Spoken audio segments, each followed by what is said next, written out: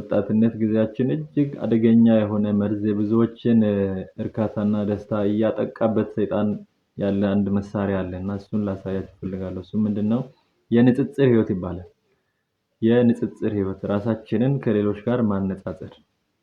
የሌሎችን ስኬት ስናይ፣ ሌሎች የደረሱበትን ከፍታ ስናይ፣ ሌሎች ላይ እየሆነ ያለን አንድ ነገር ስናይ ወዲያውኑ ወደ ራሳችን አምጥተን እኔ እንዴት ነኝ? የኔ ነገር እንዴት ነው? እኔ የት ላይ ነኝ?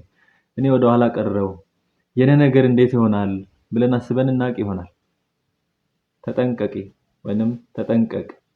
የንጽጽር ህይወት የውስጥ ሰላምህና የደስታ ትልቁ ሌባ ነው።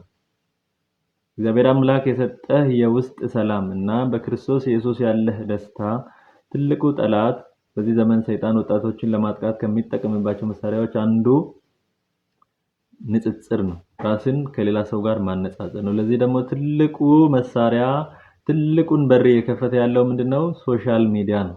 ሶሻል ሚዲያ ሰዎች የራሳቸውን ህይወት እንዳይኖሩ፣ ወደ ውስጣቸው እንዳይመለከቱ፣ ወደ ውጭ ብቻ እየተመለከቱ በንጽጽር መንፈስ ሆነው ነው ወደ ውስጥ እንዲያዩ የሚያደርገው ማለት ነው። ስለዚህ የሌላውን ነገር እያየን እግዚአብሔር እኛን በእኛ ውስጥ ሊሰራ ካለው እግዚአብሔር እኛን ከፈጠረበት ዓላማ ወደኋላ እንዳንቀር በጣም ወጣቶች መጠንቀቅ ያለብን ቁልፍ ነገር ነው ይሄ።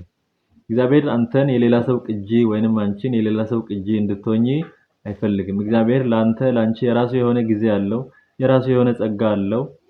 እግዚአብሔር አንተን የሚገልጥበት የራሱ የሆነ ስፌር አትሞስፌር አለው። ስለዚህ የሌላውን ሰው ሩጫ ለመሮጥ ስትሞክር የተፈጠርክበትን ትክክለኛ ዓላማ ትስታለህ። ስለዚህ ዛሬ ራስህን ወይንም ራስሽን ከሌሎች ጋር ማወዳደር አቁም ወይንም አቁሚ። የሌላው ስኬት ያንተ ውድቀት አይደለም። ሌሎች የደረሱበት ከፍታ ያንተ ዝቅታ አይደለም። ስለዚህ እግዚአብሔር ባንተ ውስጥ የጀመረውን መልካም ነገር በራሱ ጊዜ ይፈጽማል። የሌሎችን ስኬት በጭንቀትና በቅናት ስትመለከት በውስጥ ያለውን ቅዱሱን መንፈስ ታሳዝናለህ። ስለዚህ ዓይንህን ከሰዎች ላይ አንሳና ወደ ክርስቶስ መልስ። እርሱ በምትሄድበት መንገድ ሁሉ የሚመራህ የሚረባህን የሚያስተምርህ አዳኝህ ጌታ አምላክህ አፍቃሪህ አባትህ ነው። ስለዚህ እግዚአብሔር አምላክ በአንተ ውስጥ ያስቀመጠውን መልካም ነገር ወደ መግለጥ እሱን ወደ ፍሬ ለመቀየር በሚደረግ ነገር ነው እንጂ ቢዚ መሆን ያለብህ የሌሎችን ህይወት እያየህ ሚዲያ ላይ ያየኸውን የጓደኞችህን አጠገብ ያሉ ከአጠገብ ሩቅ ያሉ በተለያየ መንገድ የምታያቸውን የሰዎችን ስኬት እያየህ ወይንም የሰዎችን ኑሮ እያየህ ራስህን ከነሱ ጋር እያነጻጸርክ በሰይጣን ወጥመድ ውስጥ እንዳትገባ ተጠንቀቅ። በተለይ በወጣትነት እድሜ ሰይጣን በዚህ መንገድ የብዙ ወጣቶችን ደስታ እየሰረቀ ነው። የብዙ ወጣቶችን ለስኬት የሚደረግ ጥረታቸውን ዲያብሎስ እየሰረቀ ነው ያለው። ስለዚህ እግዚአብሔር አምላክ ላንተ ያዘጋጀልህን መልካም ነገር እርግጠኛ ሁንበት። እግዚአብሔር የዛሬህን ብቻ ሳይሆን የዘላለምህን ነገር ሰኪውር አድርጎልሃል።